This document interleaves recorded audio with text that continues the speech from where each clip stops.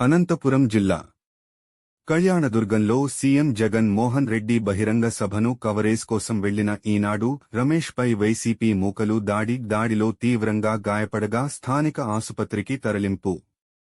దాడి బాధితుడు రమేష్ ఫిర్యాదు మేరకు కేసు నమోదు చేసుకుని దర్యాప్తు చేస్తున్న పోలీసులు. దాడి ఘటన సమాచారం అందుకున్న టీడీపీ ఎమ్మెల్యే అభ్యర్థి అమిలినేని సురేంద్రబాబు ప్రభుత్వాసుపత్రికి చేరుకుని ఈనాడు రమేష్ను పరామర్శించారు. మెరుగైన వైద్యం కోసం అనంతపురం ఆసుపత్రికి తరలించారు.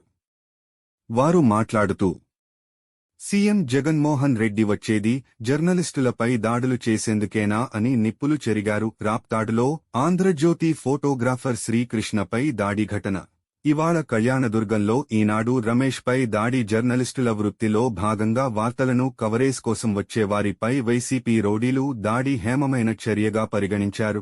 భవిష్యత్తులో జర్నలిస్టులపై దాడులు చేస్తే కఠినమైన చర్యలు చేపట్టాలని డిమాండ్ చేశారు.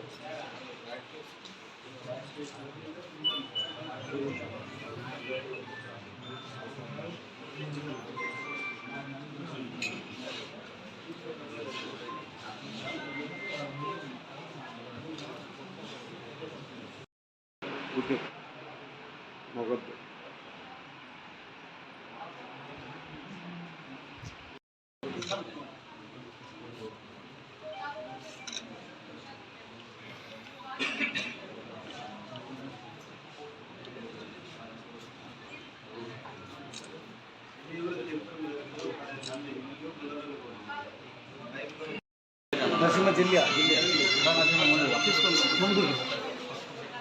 దన్ను రవంతి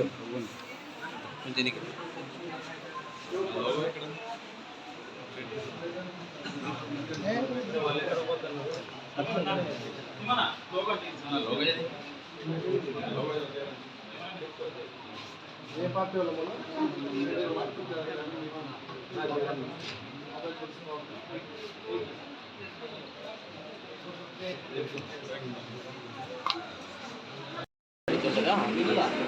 వీడియో కవర్ చేసుకొని వెళ్తున్నాను. వాళ్ళు నాకు ఫాలో అయ్యి వైసీపీ మొక్కలు నన్ను వెంటాడి కాలుతో తన్ని కింద పడేసి కొట్టారు. మొన్న మొబైల్ కానీ లక్కపోయినారు. మళ్ళీ కొంతమంది పరిగినారు.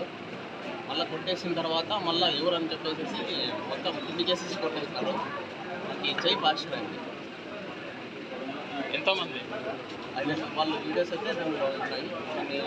నేను మొత్తానికి ఒక హాఫ్ అన్ అవర్ నుంచి ఫాలో అప్ చేసుకొని వచ్చాను. 8 నుంచి 10 మంది నేను కట్టలిగిన రాళ్ళు కట్టలిగిన జెండా కరకేషన్ కానీ ఒకటి కొట్టారు. కట్టితో సెల్ ఫోన్ కూడా కొట్టారు. పోలీసులు లేరు అక్కడే రమేష్ పోలీసులు లేరా? ఈరోజు జగన్ సభ జరిగింది. ఆ జగన్ సభ జరగడం దాడులు చేయడానికే అన్నట్టున్నాయి. ఇంతకుముందు ఆంధ్రజ్యోతి విలేకరుపై దాడి చేశారు. ఇప్పుడు ఈనాడు విలేకరుపై దాడి చేస్తున్నారు. అంటే జగన్ సభలు ఎక్కడ జరిగినా జర్నలిస్టు పైన దాడి చేయడమా మీ వృత్తా? జర్నలిస్టులు దీంట్లో ఏంటి తప్పు? వాళ్ళు దుట్టి వాళ్ళు చేస్తున్నారు. వాళ్ళపైన వాళ్ళకు సంబంధించి ఇలా దాడి చేయడం జగన్ రౌడీజానికి ఇది నాంది. వాళ్ళ కార్యకర్తలందరూ కూడా రౌడీ ముఖాలుగా తయారైపోయి ఇలా జర్నలిస్టులపై దాడి చేయడం నిజంగా దారుణం. దీన్ని మాత్రం మనం అందరూ కూడా ఖండించాల్సిన అవసరం. ఇది కళ్యాణదుర్గ ప్రాంతం ఎంతో ప్రశాంతంగా ఉన్న ప్రాంతంగా ఉండేది. ఇలాంటి ఈ ప్రాంతంలో కూడా ఎక్కడ జగన్ సభలు జరిగితే మొన్న అనంతపూర్లో ఆంధ్రజ్యోతి విలేకరు, ఈరోజు కళ్యాణదుర్గం, ఇంతకుముందు ఇంకొక చోట ఇలా కర్నూలు రకరకాల ప్లేసెస్లో ఇలా దాడి చేస్తున్నారు. ఇది చాలా దారుణం. ఆయనకు పోయే కాలం దగ్గర వచ్చింది, అయిపోయింది. ఈరోజు ఆయన ఏదైతే అనుకున్నాడో అది కూడా మనకు అటర్ ఫ్లాప్ రూపంలో ప్రజల ముందుకు వెళ్ళిపోతున్నాడు. అలాగే వాళ్ళు పిలుచుకొచ్చిన ముదుగలకు సంబంధించిన కుటుంబాన్ని ఎవరైతే పిలుచుకొస్తారో మల్లేపల్లి గ్రామానికి చెందిన ఒక మహిళకు సంబంధించిన వాళ్ళని కొట్టి ఆమెలో మెడలో ఉన్న చైన్ కూడా లాక్కుపోయే స్థాయికి తయారైనారంటే మనం ఎక్కడ ప్రయాణం చేస్తున్నాం చూసుకోవాలి. ప్రజలకు ఒకటే మనం రక్షణగా ఉండాల్సిన అవసరం ఎంతైనా ఉంది. చంద్రబాబు నాయుడు అయితే ఇట్లాంటివి ఏముండవు. చంద్రబాబు నాయుడు ఉన్నంత వరకు కూడా కళ్యాణదుర్గ ప్రాంతం చాలా ప్రశాంతంగా ఉండేది. ప్రతి ఒక్కరికి కూడా ఏదైనా రక్షణగా ఉండేది. ఇప్పుడు ఏదైతే వచ్చినా 2019 నుంచి కూడా ఇలాంటివి ఎక్కువ అయిపోయినాయి. ఏదేమైనా కూడా మరి చంద్రబాబు నాయుడు వచ్చిన తర్వాత కూడా ఈ పద్ధతి ప్రకారం ఏదైనా కూడా ఉంటుందని నేను ఆశిస్తున్నా. ఖచ్చితంగా ఇవన్నీ ఉండేటట్టు చూస్తాము.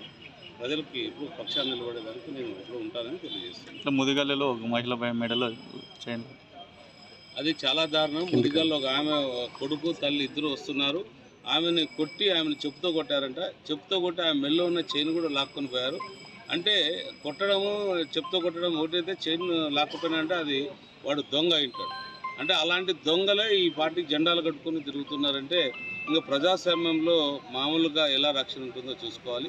వాళ్ళకు కూడా పోలీసు వాళ్ళు కూడా ఒకసారి అన్నీ కూడా చూసి వాళ్ళపైన కేసు బుక్ చేసి ఏదైతే ఉందో విలేకరు పైన దాడి చేసిన దానికి వాళ్ళు 307 కూడా బుక్ చేయాల్సిన అవసరం ఎంతైనా ఉంది. ఖచ్చితంగా పోలీసు వైఫల్యంగానే నేను భావిస్తున్నా. ఎందుకంటే వాళ్ళు కూడా చూసి చూడనట్టు వెళ్ళడం కూడా అంత మంచిది కాదు. ఏదైనా కూడా దీనిపైన చర్య తీసుకునేటట్టు పోలీసు మేము